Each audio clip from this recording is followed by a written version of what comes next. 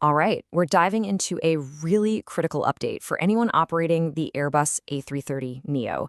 EASA has just put out Airworthiness Directive 2025-2065, and it's a mandatory action for the Rolls-Royce Trent 7000 engine. This is a big one for flight safety, so let's get into it. So, here's how we're going to break this down. We'll start with a quick overview of the AD, then dig into the root cause and the safety risks involved. We'll pinpoint exactly which engines are affected, lay out the technical requirements, and then talk about the impact on management and commercial ops before we wrap up. Ready? Let's go. First up, let's just get the high-level facts straight on this new directive.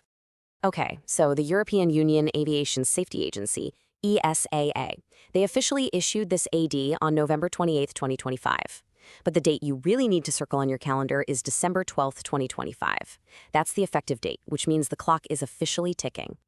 So why was this even issued? Let's get to the heart of the matter and understand the unsafe condition that's driving this whole thing.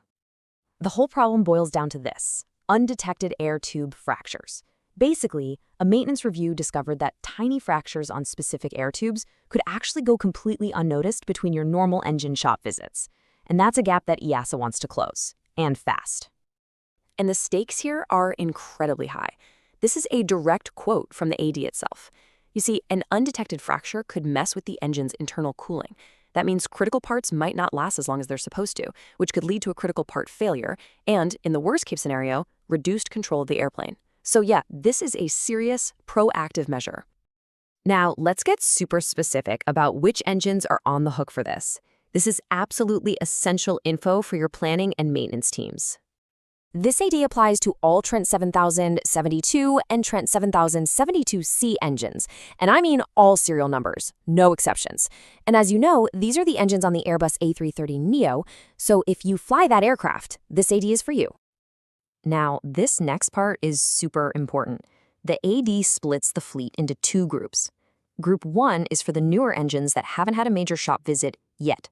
Group 2 is for engines that have been through at least one shop visit where the core module was separated. Knowing which group your engines fall into is critical because it determines your compliance timeline. All right, let's get into the nuts and bolts. This is where the rubber meets the road for your camo and maintenance teams, what you need to do and when. The AD lays out a pretty clear workflow. You've got on-wing inspections and in-shop inspections. If you find any damage that's outside the limits, you have to replace that tube before the next flight.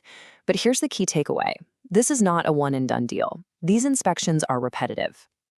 And here are those initial deadlines. For Group 1 engines, those newer ones, that first on-wing inspection has to happen within 1,000 flight cycles since the engine was new. For Group 2, it's within 1,000 cycles of its last shop visit. Either way, that's a pretty tight window. And this number right here, this is the one you need to burn into your memory for long-term planning. 1,000 flight cycles. After that first check, these inspections have to be done over and over again at least every 1,000 cycles. This is now a permanent part of your maintenance program. Okay, we've covered the technical side, but what does this all mean for the business, for management, planning, and the commercial folks? Well, the operational impacts are pretty significant. We're talking more ground time for inspections, a very real risk of unscheduled engine removals if you find something, and that could easily lead to an AOG situation. It means your camo, maintenance, and planning teams need to be in lockstep. And here's the real kicker. There is currently no terminating action. These checks are the new normal for the foreseeable future. To put it in perspective, think about your maintenance workload. You have all your normal scheduled checks, right? Well, this AD just drops a whole new, repeating block of work right on top of everything else. That's a direct hit to your manpower, your hangar space, and your overall operational budget. Okay, let's bring it all home with a final, crystal clear call to action. Look, the bottom line is simple. You must ensure full compliance with AD 2025-0265 by all the deadlines. It's not optional. This is a mandatory requirement to keep your fleet airworthy, period. So I'll leave you with one final question to take back to your teams. It's not just about getting that first inspection done. It's about living with this long-term. Have your camo, planning, and maintenance teams already figured out how to build this repeating 1,000 cycle check into your maintenance program? Because your operational reliability now depends on it.